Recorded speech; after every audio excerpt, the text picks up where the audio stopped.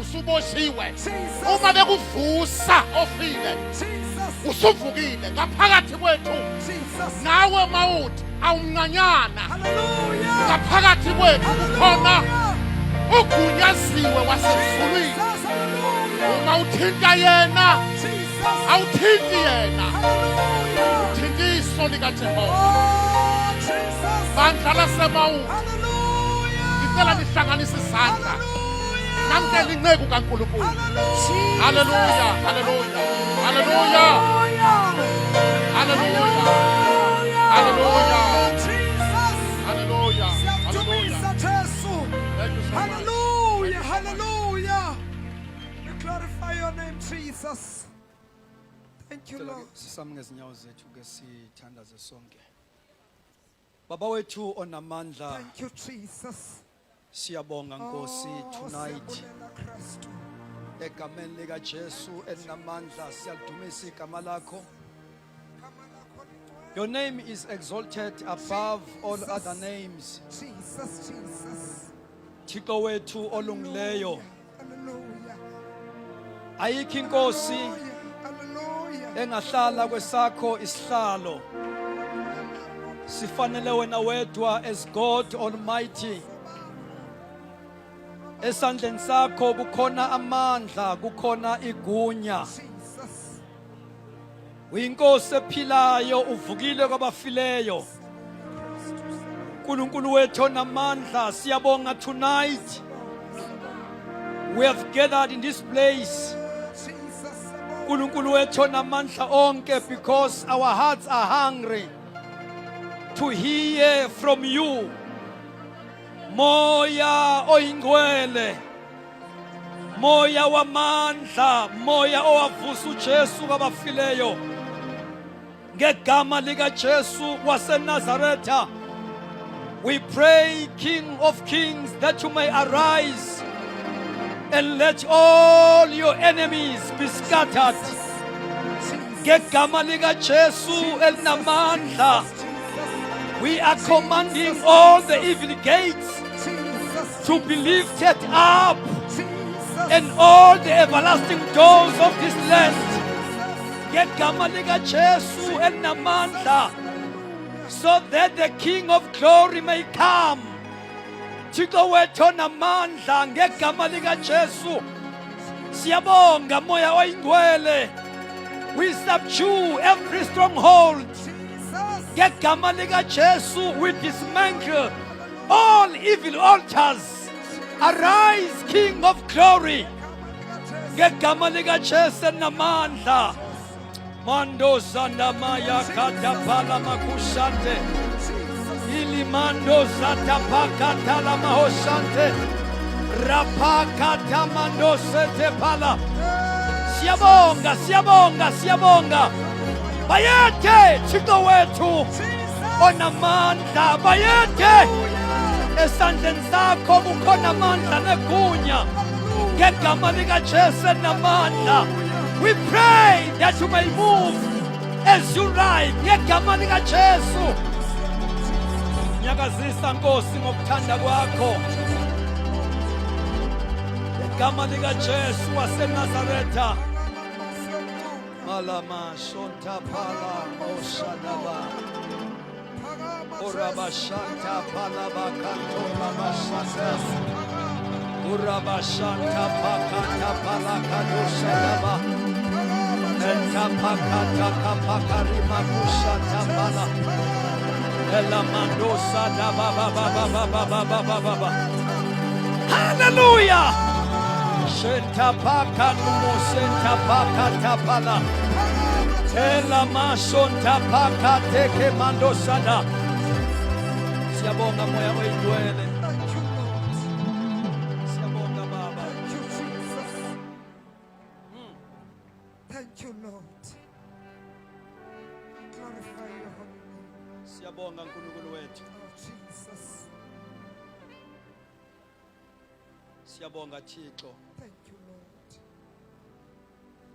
We have come into your presence. Ngaphandle kwakho Nkosi, this gathering is in vain. Jesus.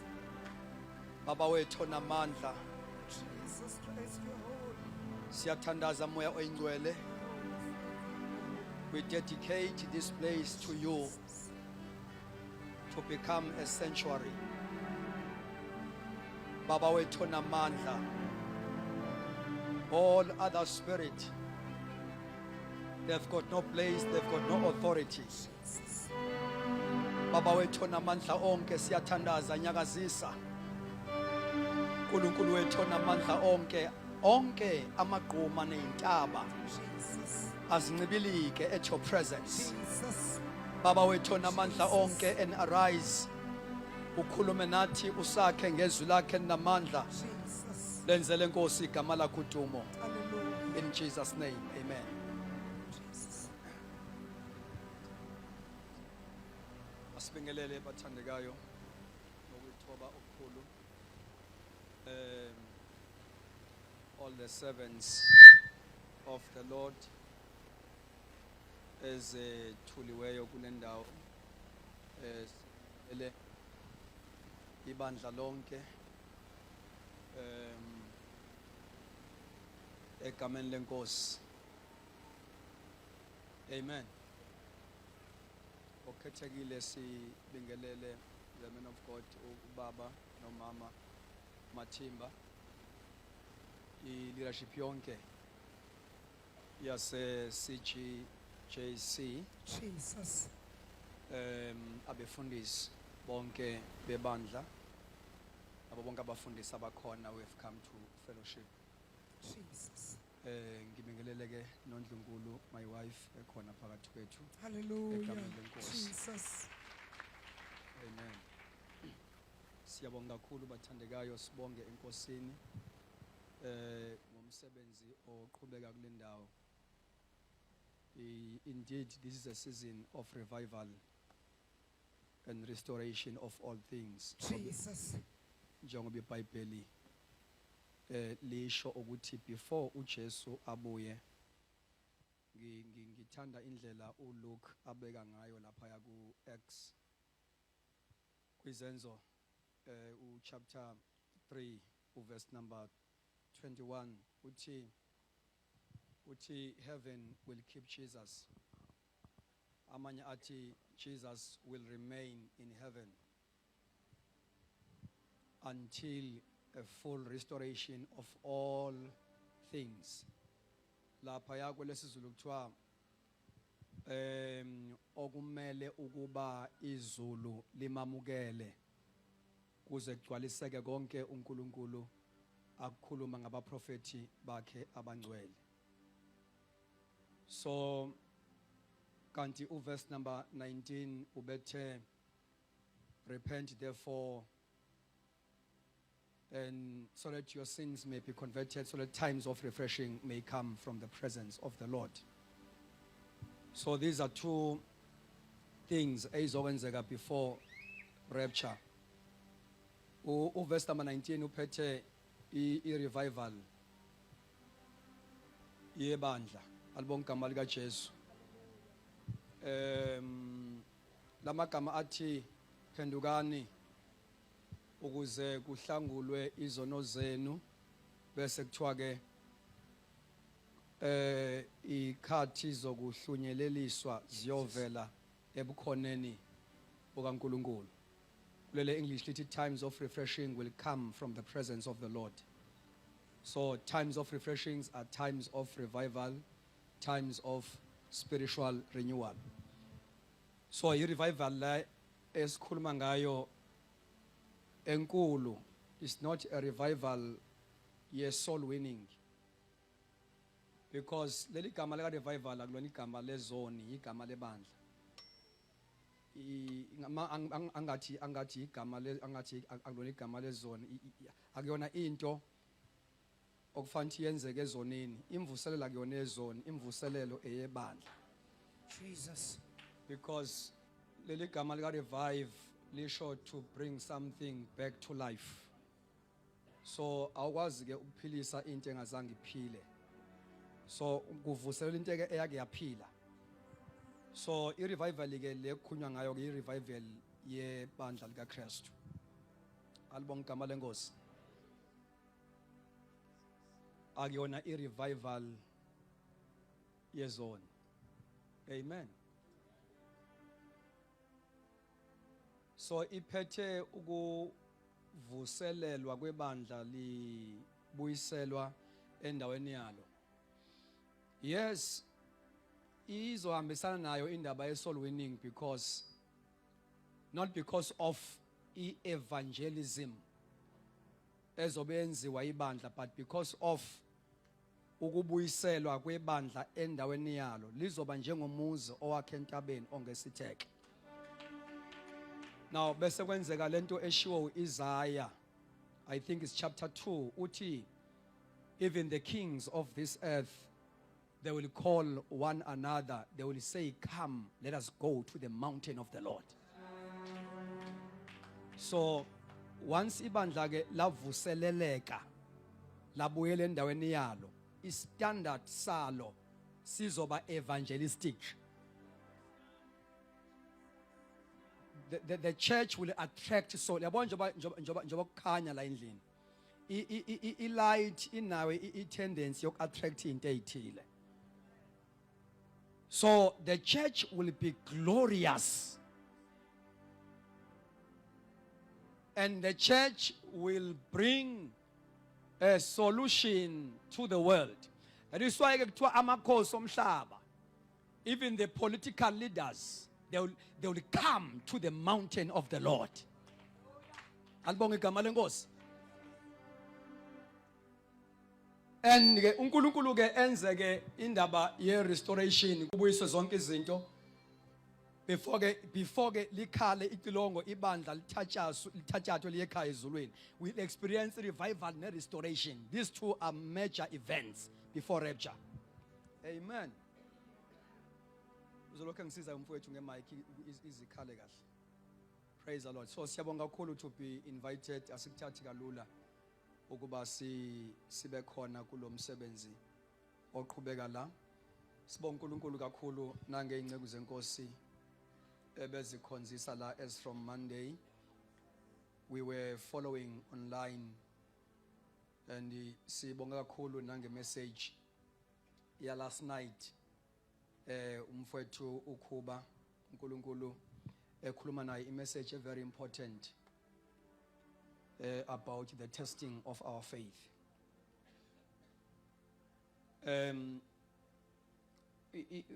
uNkulunkulu kasithembisanga ukuthi uma samukela uJesu everything will be well. Hallelujah. Actually ukusindiswa akukhiphi einkingeni. Kodwa isalvation iyakusiza ukwazi ukusurvive. Ungamoshwa zinkinga kodwa ukwazi ukuphila phakathi kwazo. Amen. Yeah. And ibalekile indaba ukuthi ungamkhonza uNkulunkulu ngoba kuvuma. That is why we need to teach in the church. That is why the church must be indoctrinated. Because teaching will move you from emotions to faith. Ungabi ikholwa elikhonza ngoba kuvuma. The Bible says the just shall live by faith, not by emotions. So the more we teach is the more we move you from emotions to faith. Ukwazi ukuliphila ivangeli, uliphile noma ngabe.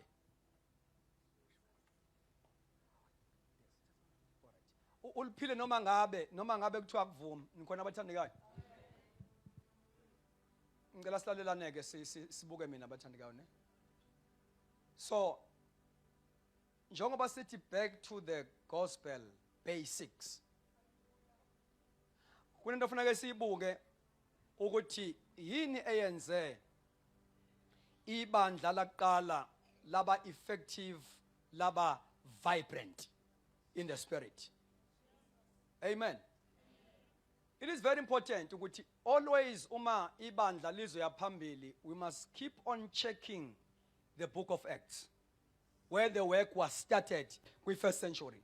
sibuka ukuthi uNkulunkulu uqale kanjani abapostoli ibandla uJesu ulakhe kanjani ibandla using the apostles. Ngoba lapha ya kuMatthew chapter 16 verse 18 uJesu ukhuluma ngalo ibandla azolakha uthi ngizolakha upon this rock I will. Then incwadi yezenzo sibona ke lapho elakha literally. Because the church was born after the outpouring of the Holy Spirit during the day of Pentecost. Now, ngaphandle kamoya ongcwele asinalo ibandla. Yezwakala abathandekayo. So there is no church without the Holy Spirit. So the church of Jesus is supernatural because lizelwe ngomoya. Futhi alikwazi ukusurvive liye phambili ngaphandle kwalo olizele the Holy Spirit. That is why is subject kamoya oyingcwele is subject uSathane angafuni ifundiswe ebandleni ngoba alikho ibandla elingaba effective libe powerful without the Holy Spirit. Uma siziba indaba kamoya oyingcwele ebandleni sizokhonza nezangoma. Sikhonze nabathakathi. Ngoba i-environment eleki presence kaNkulunkulu it is easily invaded by evil forces. Yezwakala abathandekayo. Indawo eleka ubukhona bukaNkulunkulu is an open space for demons. Yezwakala abathandekayo. Now we need more than speaking in tongues, but we need power. We need power. That is very important. Now, thank you very much, man of God, for giving me time because I want to teach. I don't want to preach. Amen. I want to teach the word. Praise the Lord. Ngicela sambisane ke lapha kwincwadi ka first book of Corinthians chapter 15 back to basics of the gospel chapter 15 I will read from verse 1 to verse number 8 uthi kepha bazalwane ngiyanikhumbuza ivangeli enganishumayeza lona nena lamukelayo nenimi kulo. Hallelujah. Ngiyanikhumbuza ivangeli enganishumayeza lona nena lamukelayo nenimi kulo. Nenisindiswe ngalo nxa nibambelele ezwini enganishumayeza lona.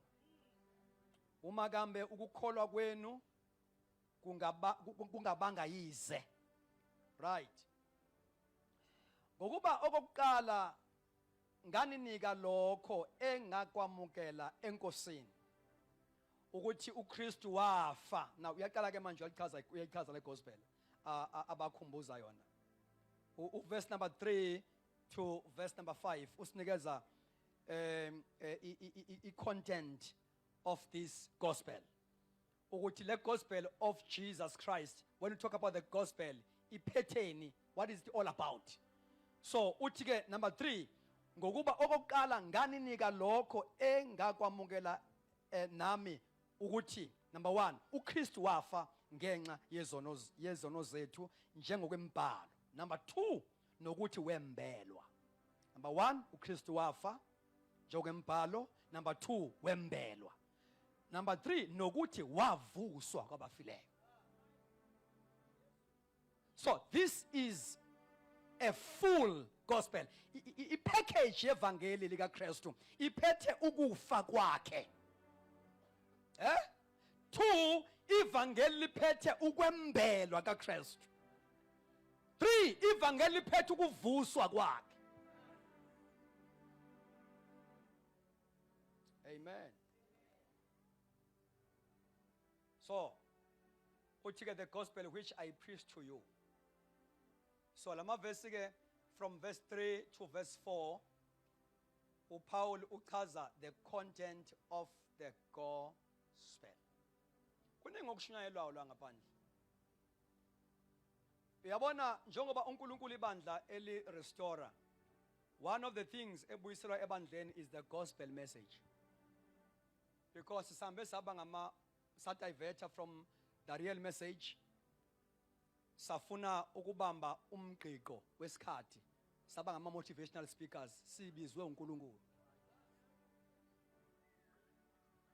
Yabo? Mina ngedwa njengoZulu, I don't believe ukuthi umuntu obizwe uNkulunkulu according to Ephesians 4:11 ethi iBhayibheli he gave some to be apostles, prophets, teachers, evangelists, pastors. You can brand yourself ngokuthi you are a motivational speaker. Yabo? And ube preoccupied ngokushumayela imessage eChristless. Imessage eJesusless. Umuntu obizwe uNkulunkulu unento emdrivayo. Uthi Paul, woe unto me if I preach not the gospel. Ngeke uthi usinikezwe abantu kwi-auditorium and you give them a message eloquent. You see? Ushumayele nje ubuchule obungena Jesu. Yet you claim that you are called by God. Now, umoya ongcwele ibandla enezinto ayibuyisa ebandleni ubuyisa the gospel message. Yezwakala bathandekayo. Yezwakala bathandekayo. Ibandla linomlayezo ibandla. Yabona, lo mlayezo is not formulated by us. Lo mlayezo was not a resolution, a conference, ebandla elithile, but this message is a gospel message that is received through ukufa, ukwembelwa, ukuvuka kaJesu. You know, uthi la uPaul, ibandla leli ulinikeza lokho akwamukela enkosini. I-gospel as you don't formulate it, you receive it and you pass it on.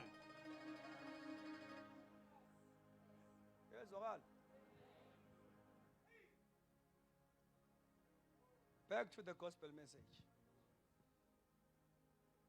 Yabona abantu abangashumayezwanga evangeli ngoba indlela ongene ngayo kwi-salvation will determine ukuhamba kwakho ensindisweni. Amabandla ethu agcwele abantu abamotivatwa abangashunyayezwanga. Abantu abangayazi indaba yokuhlatshwa yizwi likaNkulunkulu. Libonisa umuntu kwaduka kwakhe. Sometimes we must ask one another. Emabandleni ethu sibuzane nje umbuzo ke siyeke konke esikwenzayo. Sihlale phansi. Siqale lapha koBishop abakhulu. Wafika kanjani la? Walethwa yini? Ngoba sina inkosi malanga ezinye igcine sesiphethe sayibeka ekhundleni azizange zibe neexperience esalvation. Salvation is a spiritual experience. Alibonga igama lenkosi. Now, asingazami ukubibiyela ngoba sifuna crowd. Let us preach the gospel. Glory to Jesus. Ngoba lo msebenzi akuwona wethu bafundisi. Umsebenzi wenkosi, you know. Uma uzokwakha ibandla lakho usenkingeni ngoba sekuyi-season of shaking. Yonke into engazange yakhelwa entweni right izolima izowa. Jesus.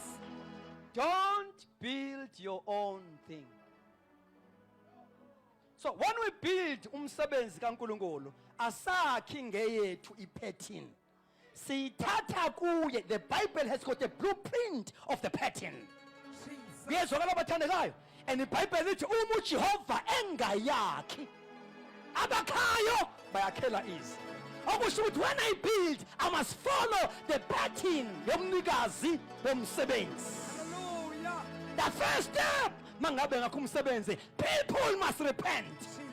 The church must have abantu who repented. Jesus. That is very important. Noma ungashaya isingisi esikhulu ube imeya kwamasipala, uma ula sikufuna usindisiwe la. Ngeke usiphathe futhi ukuthi uyimeya kwamasipala. Hlala phansi. Thatha uJesu ugcwaliswe ngamandla amoya engcwele. Noma ungafika lapho usiconvince ukuthi usifakela endlini yenkonzo usifakela ama-aircon. Faka ama-aircon uhlale phansi kushumayeza. Faka ama-aircon uhlale phansi. Awuzukusiphatha ukuthi wasifakela ama-aircon ngoba unemali. Nikela is good ukunikela, but nikela bese uhlala phansi ke. We must preach Christ to you.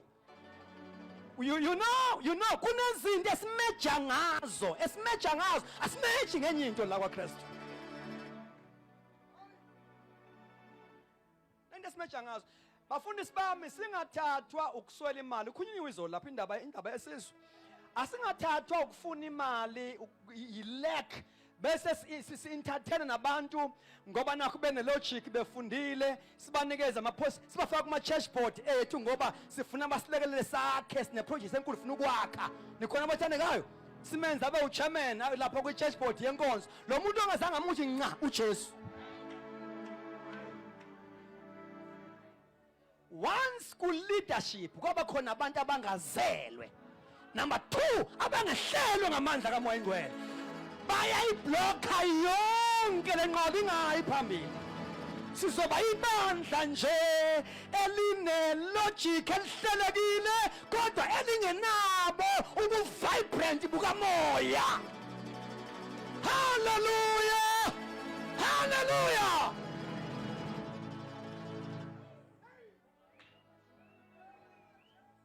Yanikhumbuza ivangeli. I want to remind you of the gospel. Glory to Jesus. I want to remind you of the gospel. Number 1, Christ died. Christ died. Huh? He died. And ukufa kaJesu is the center of the gospel. He died. Alibonga igama kaJesu. Lapha ekufeni kaJesu ukufa kwakhe was a payment, was a wayebhadala. He pays ngokufa. Glory to God. For our sins. Ngalenkathi elenga elinyazwa, he was paying. La kwafanele sikhokhe khona kwakhokha yena. Wayithwala izifo zethu, wabentshatha ubuhlungu bethu, walinyazwa. Isijezo sabaphezu kwakhe ukuze thina sibe nokuthula. Alibonga igama lenkosi. He died. Isihogo asifuni ukuba sishumayele ngendaba yokufa kaJesu ngoba uyazi uSathane ekufeni kaJesu kwabhadalwa. 2, ekufeni kaJesu ukufa kaJesu kwanqoba amandla esono. Because wathi elungile engenasono wenziwa waba yisono. No, akenziwa ngoba yisoni, waba yiso isono. So ngathi kushaywa lapha ya esiphambaneni kwakushaywa isono. He became sin. So ngenkathi eshaya kwakushaywa isono siqedwa amandla phezu koluntu. Yingakho iBhayibheli lithi masizisho ukuthi singabafile maqondana nesono ngoba isono amandla aso athathwa ngokufa kaJesu. Ungavumi bayesigqila sesono kanti sekwabhadala. Ayikho ebuhlungu nje ngokuphila impilo ongayithandi. Yayibona impilo ekhunywa ngoPaul ku chapter 14 ngoba seRoma, engithanda ukwenza ngikwazi ukwenza. Kwaloke ngakuthanda yikhona engikwenzayo. Uthi wo mina umuntu osiza ubani oyongikhulula. Kunabantu bosiza nala etendeni. Abangazi bazophuma kanjani. Uthi ke makabonga uNkulunkulu. Ngeyakhe indodana uJesu Kristu. Alibonga igama likaJesu. So he died for us. Number 2, he was buried. Now uyazi ukuthi omunye angathi hawo indaba yokungcwatshwa kaJesu inamandla kuphi? Inamandla kuphi? Inamandla indaba yokungcwatshwa kaJesu because ukungcwatshwa kwakhe was a proof that he really died. Awukwazi ukungcwaba into engafanga. So ukungcwatshwa kwakhe kuyiproof ukuthi uJesu ufa ngempela. Okwenzeka ukuthi ukuvuka kwakhe kube miracle ngoba ungcwatshwe efile. So his resurrection was a miracle because he was buried having died.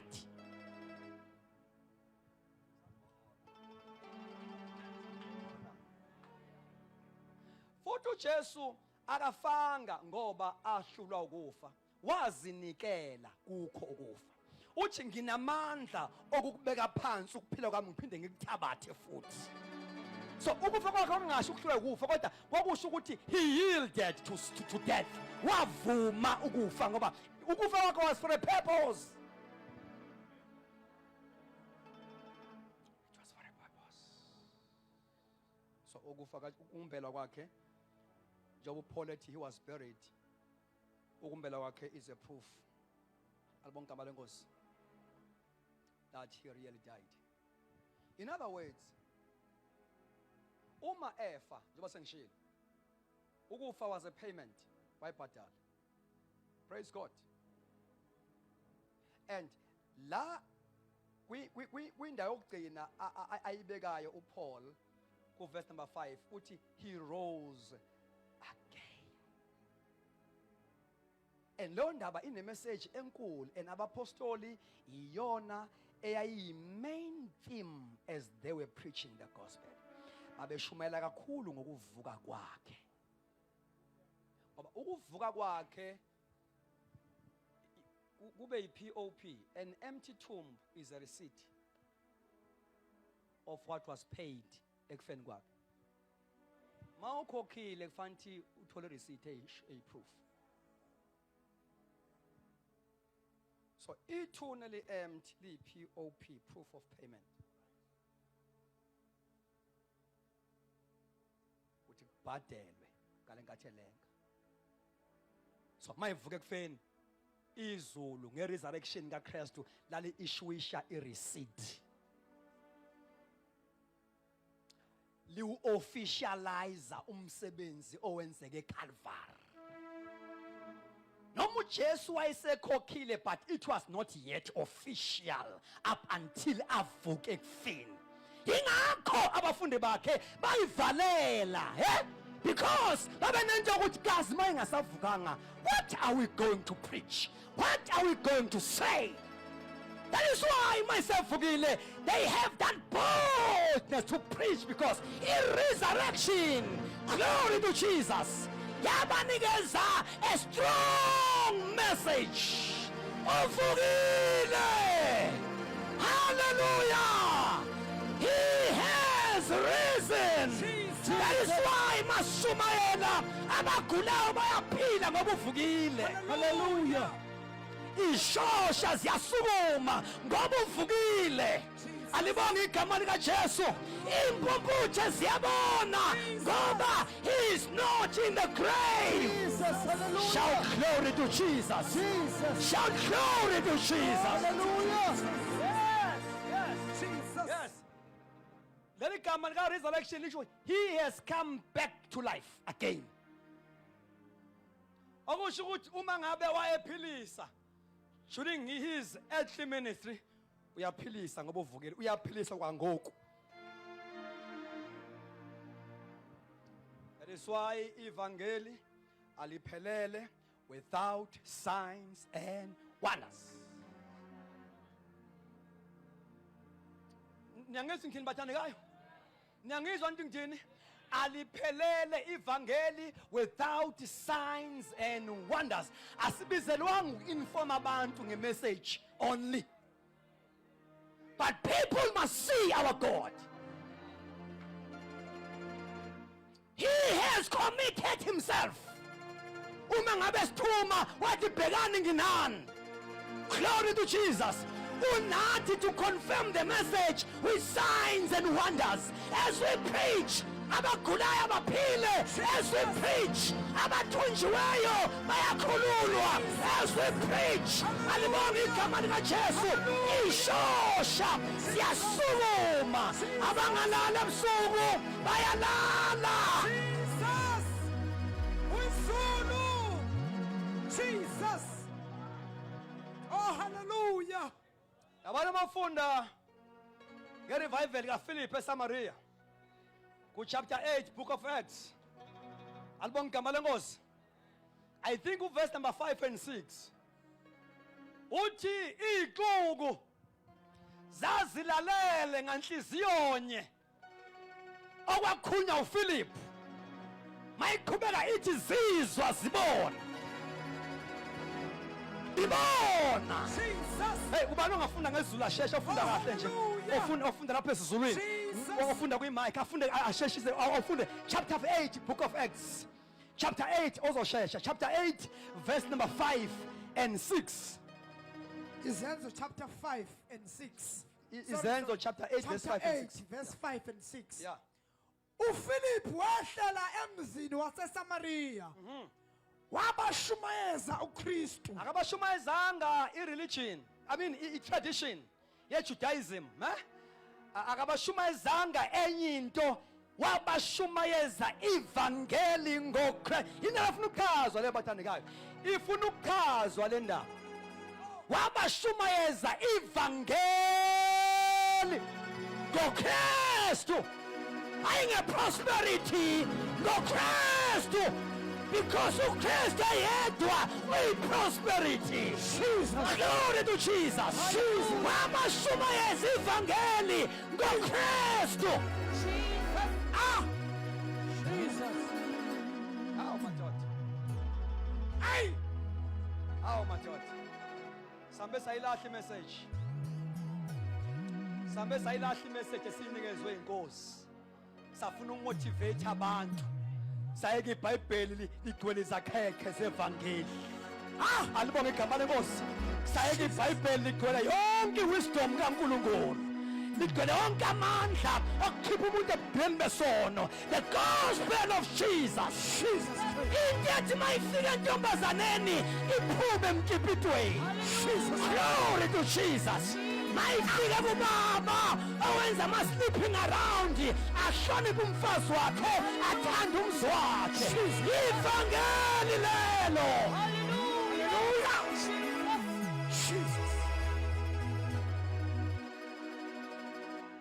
Ivangeli lelo. Yabo? Namhla into eshunyelwayo is powerless. Nabayishumayela babuye bayidlela utshwala ngapha. Bashumayela uzipho uyaxega ngapha. Jesus. Abashumayeli ngalezo sikhathi ubila juluke la. Jesus. Ngawo lo mjuluka obila phezulu amabele omfazi womuntu. Jesus. Ayebila la.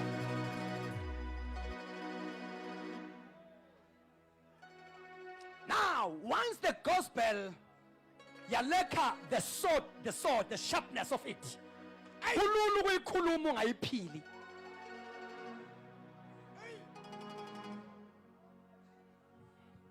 Umbono wami lo kuzimalanga uhlala eThavela. Jesus. Kodwa manje ngoba une theology.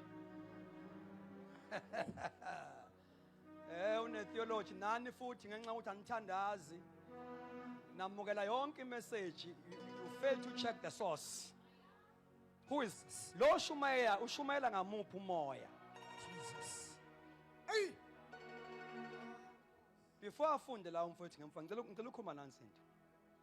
There is nothing wrong with the Bible school, theological seminars. It's good to equip yourself as a minister of the gospel.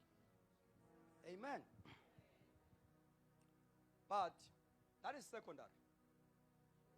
The primary thing, you must have a divine encounter. Hlangana noNkulunkulu weBhayibheli.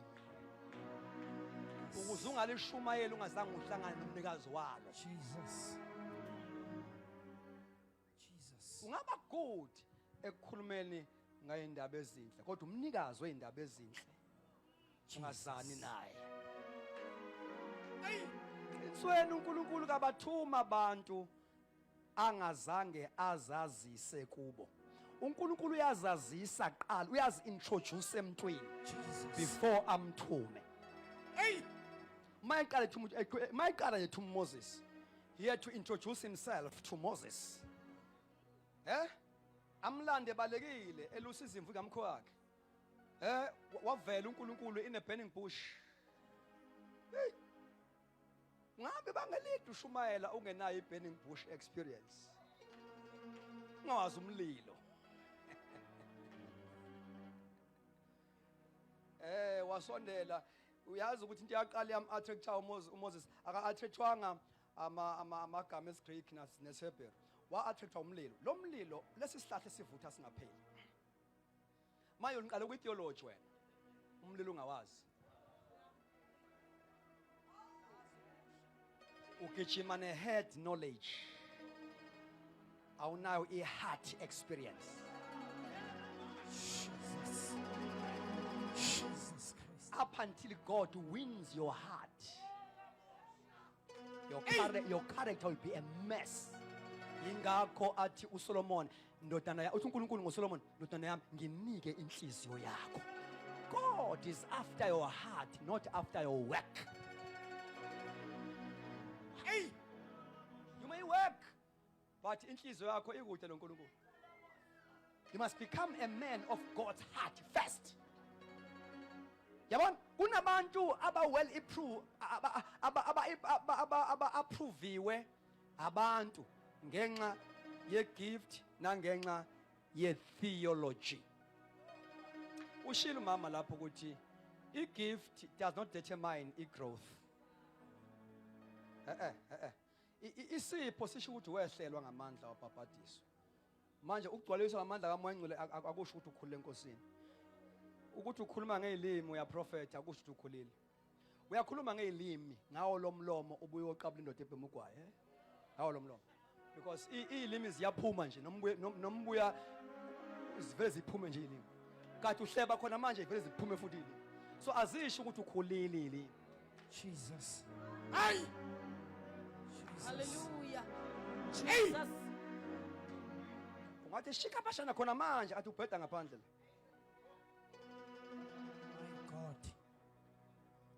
You see?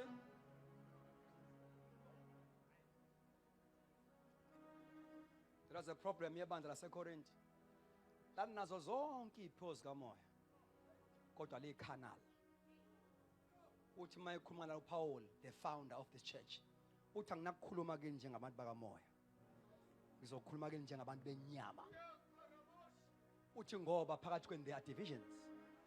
Uthi ngoba phakathi kwenu there is a noise, there is a chaos. There is jealousy. Hey! So as a result you are not spiritual. Amagama to be spiritual akusho uba ngumuntu okhuluma ngezilimi, akusho uba ngumuntu ozila kakhulu ukudla, To be spiritual means to be matured. Jesus Christ. Uthi ngizokhuluma kini njengabantu benyama, ngabantu abakhanal. Leli bandla nawo onke ama gift kaMoya. Uyalincoma ku chapter 1. Uthi ngicetshisiwe intweni zonke. Jesus. Anisilelwe nasinye isipho.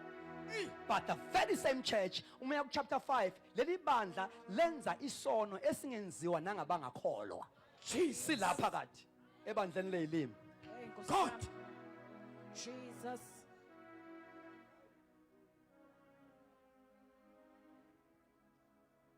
Ebandleni lezilimi. Gcwele isono esingenziwa nangabahedeni. Sisebandleni lezilimi. Vutha uqede. Sifuna ukubona unyawo. Hamba njani? Jesus.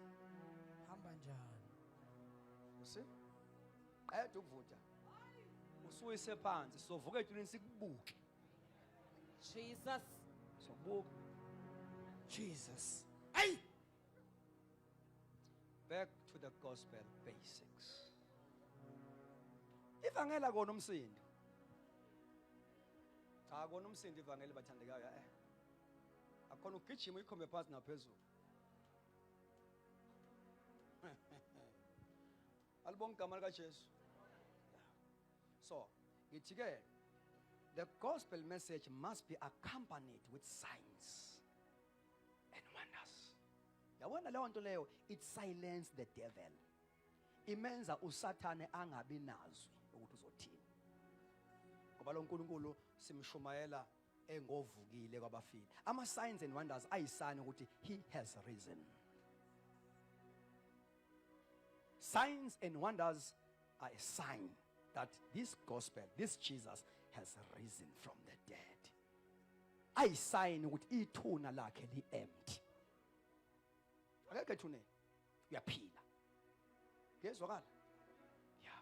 Funda ke uverse bani lo? Verse 6. Yeah. Let's do verse 5. Verse 6. Iziqu uzalalela nganhliziyonye okwakhulunywa nguPhilip. Awusuka madoda. Ilalela idikoni. Zizwa. Hey, zilalela idikoni. Jesus. A diakon. Ngezwakala abathandekayo. Umuntu uyosebenza ematafuleni kodwa ugcotshiwe unento. You know ukuthi ngokweBhayibheli you don't qualify nokuthi ube trust yebandla bese imalini ube signatory yebandla ungagcwalisiwe amandla kaMoya Ngcwele. Kuthiwa khethani phakathi kwenu amadoda who are full of wisdom, full of the Holy Spirit. Abeze ukushumayela bazoseva ematafuleni kodwa kuthiwa bagcwala umoya. Jesus. No, abeze ukumisa amatende. Cha. Bazobhenka imali zebandla, benza ama financial report kodwa kuthiwa Jesus. abagcwala umoya.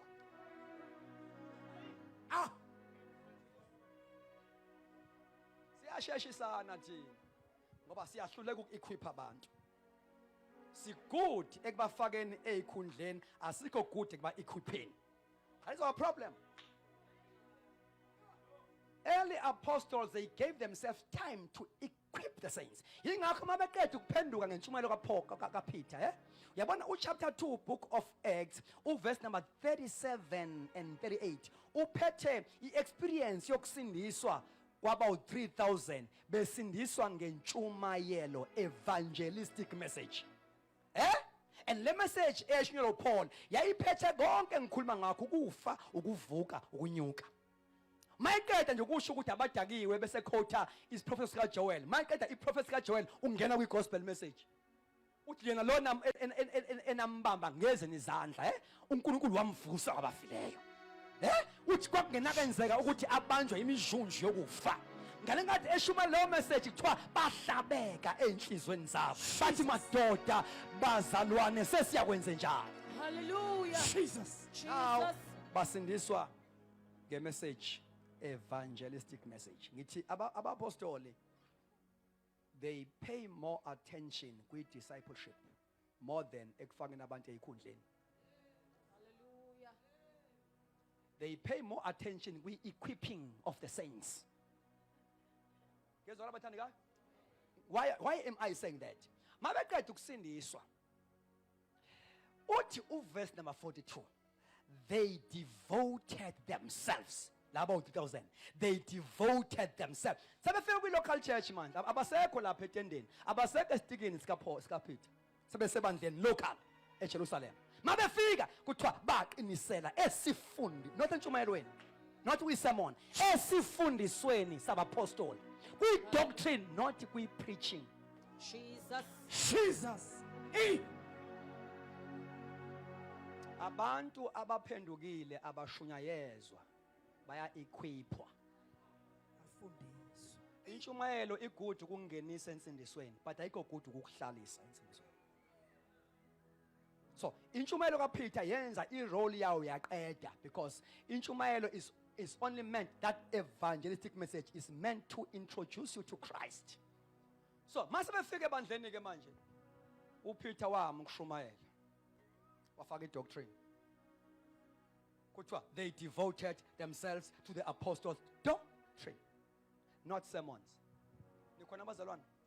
Nikhonani bathandekayo? Hallelujah. Lalelani bazalwane bami enkosini. UJesu mangabethi upon this rock I will build my church. Lokho ukusho ngoba unabakhi, unama builders.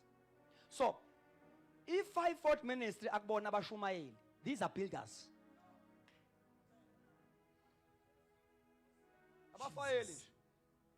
Amen. They are building according to the pattern. Yes, or what? So that is why la bantu abathole equipping mabefika kwi local church. But these local assemblies were not preaching centers, they were training centers. That is why they became sending centers. Ngoba uNkulunkulu kathumi lapho kungavuthwe khona. People must be well equipped for ministry.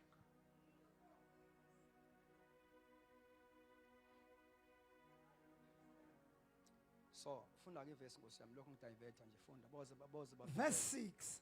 Now section 9.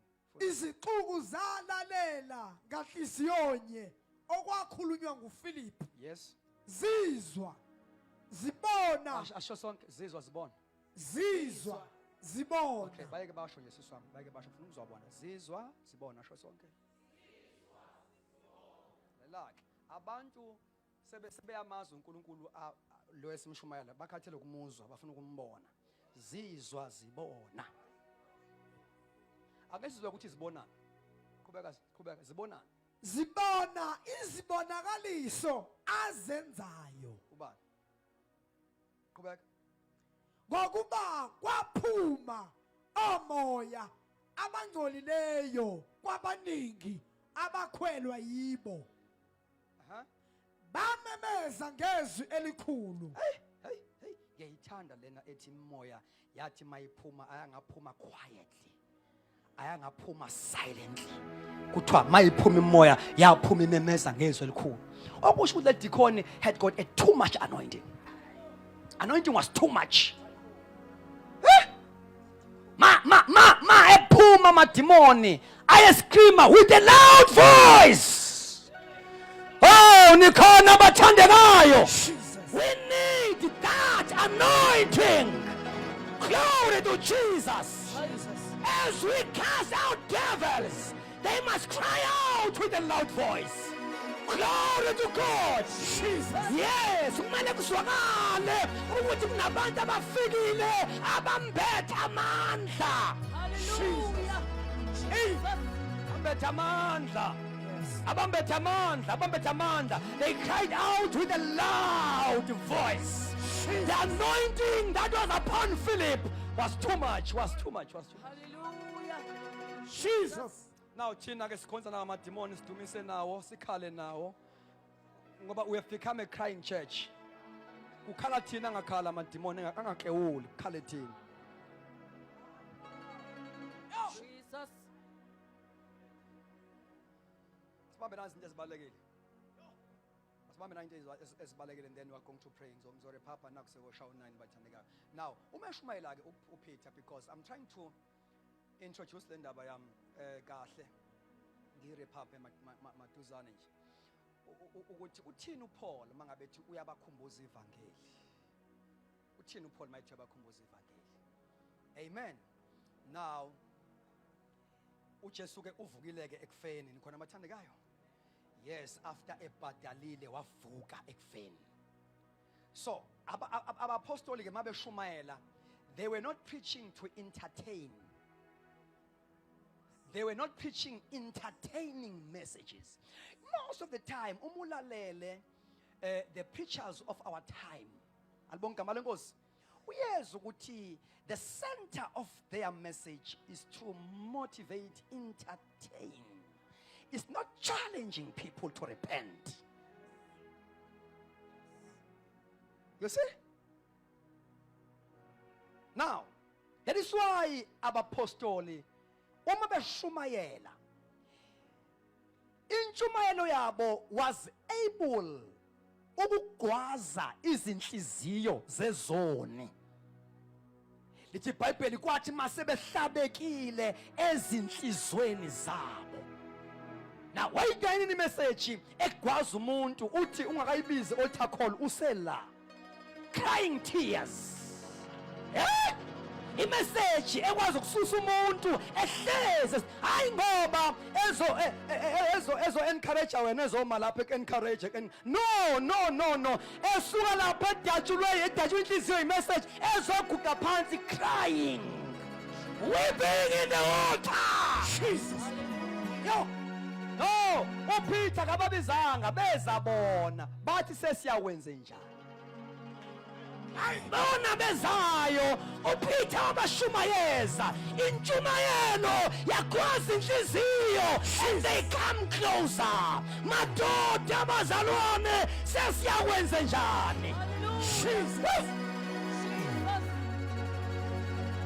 Hallelujah. Now these days siyashumayela sibabize thina futhi. Akukho wrong ukubabiza. Kodwa futhi la ufuna ukubona khona ukuthi engathi khonto eshodayo. Nasekubabizeni sibabiza sibaqwa. Jesus. Oh sangilinde wena sihlobo sa. Oh sangilinde abanye beza badabukela umfundisi nange silokho ebize njalo. Jesus. Yeah. Yabona uze uprofeti into engekho uthi ngiyezwa khona oyedwa nje khona ngiyamuzwa oyedwa sele ngiyamuzwa oyedwa. No.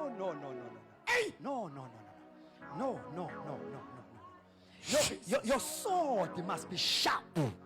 Alibonge igama lenkosi. Your sword must be sharp. Glory to Jesus. That is why uma besindiswe ngaleyo ndlela baba ngumthwalo wethu. Jesus. Mabesindiswe ngokugwagwa baba ngumthwalo wethu. Kumele sibagade sibathwale niyizani phela enkonzweni abazalekanga laba bantu. Ngama phezulu speak abazalekanga. Lalelani uma umuntu ezozalwa kabusha there are signs ashoyo ukuthi these people are genuinely safe. Number 1 uthi uPeter njengeingane eyisanda ukuzalwa isayinokala ingane ezaleke kahle iyalangazelela. Hallelujah. Isayino ukuthi izaleke kahle lengane langazelelana ubisi. Yabona ku chapter 2 book of Acts verse 42 uthi they devoted themselves. Abaphushwanga njengebhala, they devoted themselves to the apostles' doctrine. Now there are two things eziwarisha umzali lapha eLabour mangabe thetha ngengane izalayo. Uma nje umzali ezoba worried after giving birth, there are two major things. Number 1, ngizale ingane ithule ingakhali. Jesus. That is number 1. Ngizale ithule. Ngiphushe yaze yaphuma angizange ngizwe ivoice yayo. It worries umzali. Now ukukhala kwengane spiritually speaking kusho ukufakaza komuntu ozelwe. Hallelujah. Jesus. Sign. Yabona uma izalo yangakhala kusho ukuthi lengane ilekha impilo. Bakhona abantu esibazala ngesibelethwe esibandayo baphume bethule bengafakazi ngoJesu sibaqwaqwe ngamavesi bathandekayo onendodana nobufakazi onendodana nobufakazi. No abanayo indodana la abantu babezayo abanayo indodana. Jesus. So it worries umzali ukuzala ingane engakhali. Number 2, it worries umzali ukuthi ingane ke noma eyizaleke iyakhala but uma ingadli ingakufika ebase bathe ibele ingane ithulele nje. Ayikho into ebuhlungu befundisi bami emabandleni ethu. You prepare teachings. Ubiza ibandla. Wenza ama Bible study. La abantu abalamba ngabadli la bantu. Why bengadli? Why bengenayo appetite into kamoya? Abazele. Jesus. Hallelujah. Uyabafosa nje. Abazelwe. Soka. Ntozelwe unento emvusa ebusuku athandaze. Ntozelwe uhambe elifuna iBhayibheli awumtsheni hamba uthenga iBhayibheli. Nento elambile la. Jesus. Ntozelwe. Hallelujah. untozelwe awumtsheni ukuthi akusenziwa lokho. Yabona kunomlilo nje ofika kuwe ngokuthi uzeleke kahle. Kunento iyeka nje ukhahlele nje ungakatshena ukuthi isona uyeke nje ngoba you know you become one with the Lord. Umusindisi kuthiwa yena lowo moya ufakaza kanye nomoya wethu. You become one with the Lord, eh? You share the same nature. Imvelo yobuNkulunkulu iba kuwe. So awukwazi uba comfortable esonweni ushare inature efanayo nekaNkulunkulu. Ingakho iBhayibheli lithi okuzelwe uNkulunkulu akoni. It means he does not continue to sin by isono uba sibe habitual. Sibe umkhuba akabi comfortable. Uma eshayisile ngathi ngaphenduka manje. Manje wena ubhabhalile esonweni wena uzobanjwa. Jesus. Hey, bafundisi akashumayela ivangeli bafowethu please. Let us preach a gospel. Uyazi noma ngaba nabantu abathathe ebandleni, don't try to compete with others. Ngoba awakheli wena, wakhela uKristu. Jesus. So, Don't try to compete. Build. Against build. Build. Bayeke mabehamba, abahambe kusho ukuthi ababizelwanga to you under your authority, eh? Ababona bakho bayeke bahamba. Ungakwalishi lokho utho sibekhonza ngamakhaleni bayeke. Bakhona bakho. Jesus. uNkulunkulu akugcobele bona. Jesus. Build. uJesu wasebenza abantu abawu12 almost 3.5 years usebenza abantu abawu12 nje.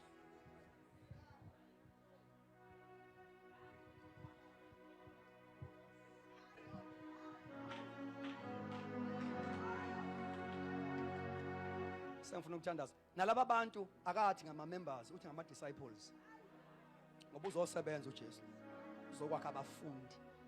Leli gama lithi disciple show a learner, a follower, a student of Jesus. Jesu bengenayo membership mina nama disciples. Manje inkinga yakho wena wakhi membership. Ingakho uyakhubeka mabehamba because wakhi membership. Abantu abakhuli by becoming members. Bakhula by becoming disciples. Ngoba uJesu kashonga ukuthi go and make members. Uthe go and make disciples. Jesus. Hallelujah.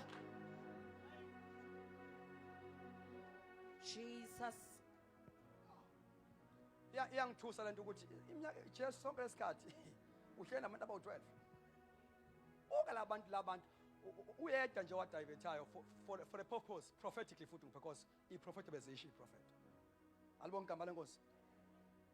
But laba bantu abagroma uJesu they turn a world upside down. Jesus. Hallelujah. Wakha onkunzi kayihlehli. Izinto ezithi mayishumayela umazi ophozwa zithi kenqumani ukuthi ubani kumele simlalele. Kusiyami. Amagama uJesu wazishiya. Jesus.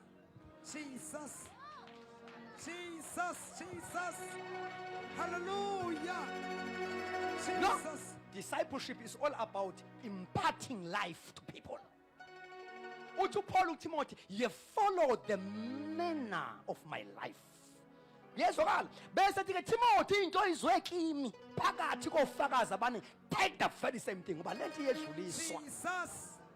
Jesus. Hey, ake sibene ngenyawo standards. Oh, hallelujah. Hallelujah. Jesus. Hallelujah. Manto shaka.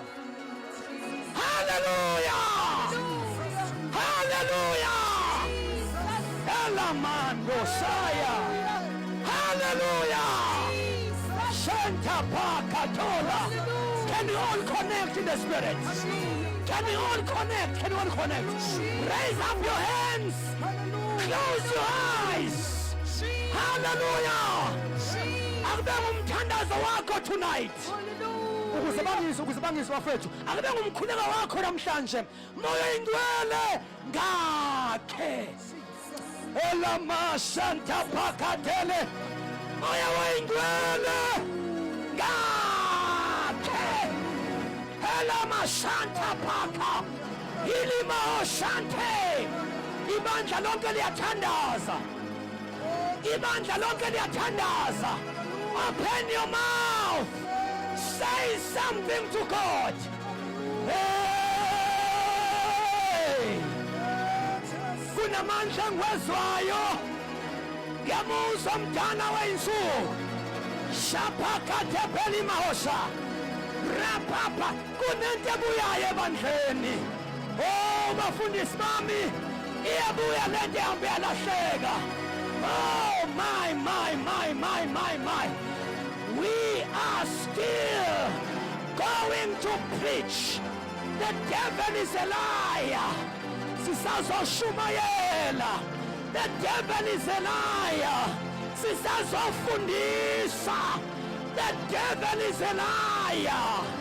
God is raising teachers of the word.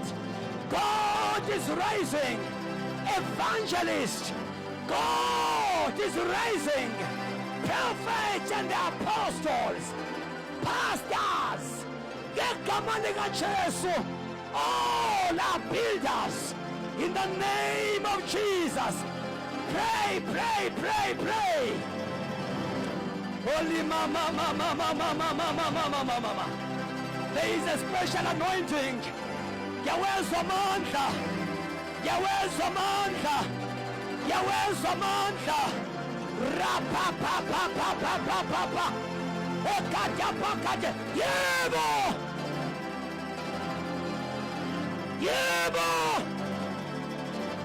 Shenta pakarima hosa. Enta pakatapale kedesh. Rapapapapapa. Enta pakarema kosante. Enta pakatepele mosa. Pray. I can feel the anointing. I can feel the power. uNkulunkulu is busy refreshing. Ngegama likaJesu, ministries and gifts. Ngegama likaJesu. Ela mama masontepe. Kantapali andozada. Shalabaya katepe. Urima shatapakente. Oh! Shabala baba. Entakapali kadosha daya. Ikhonto ngizwayo. Izandla beyikhathele ziyavuswa. Ngegama likaJesu. Umoya oyingcwele is restoring your ministry in the name of Jesus. Bakhona bese discourage. Ngoba bayasebenza kusebenzeki. But namhlanje umoya oyingcwele is sharpening the sword of your ministry. Umoya oyingcwele is sharpening your sword. Ngegama likaJesu is releasing the fresh anointing upon your life. You are still going to preach. Ngegama likaJesu kusazokwenzeka. Yawezwa amandla.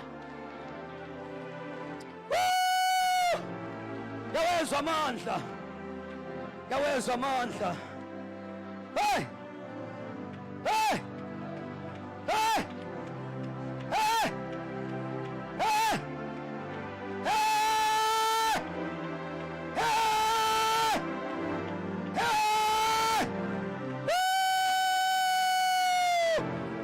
God is anointing men and women. Oh, vuka mkhono kaJehova wembatha amandla akho. Vuka mkhono kaJehova wembatha amandla akho. You are still going to turn the world upside down. Ngegama likaJesu uqotshiwe wena, inkosi ikubizile. Don't doubt yourself.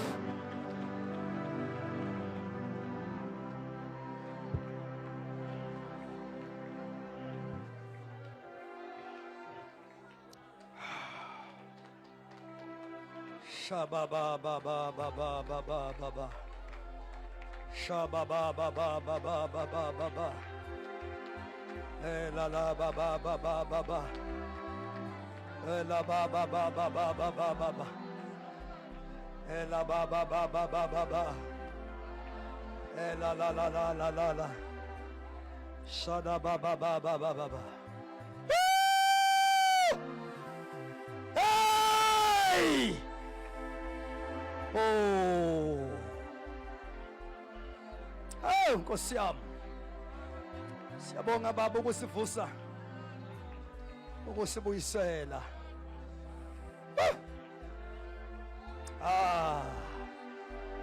Siyabonga moya ingcwele. Hey. Oh. Siyabonga baba ukusibuyisela. Fundisi Mathemba, can you come? Rababa Shontele Basada. Anyone who can come to pray and give thanks to God. Hey. Mayingabazi into uNkulunkulu anginikeze yona. Inamandla ayikho njengayo. Nto nje ibisongwe ngendwangu ye-religion, ibisongwe ngendwangu ye-tradition, but inkembo inikezwe umoya ingcwele inamandla ayikho njengayo. Take out religion, take out tradition, and begin to sharpen it through fasting and prayer. Inamandla igunya zonke ikaFaro. Oh, Nkosi yami. Apostol Jobo uzothandaza. Alima mama. Ekata pakata pakata paka. Ente pakata pakata. Ilima hoshata paka. Ita pakate. Shapa kuriasha. Ili ha ushikapala. Eta pakate. Shamandu hikashada. Ilima hashika pateke. Shapa papa.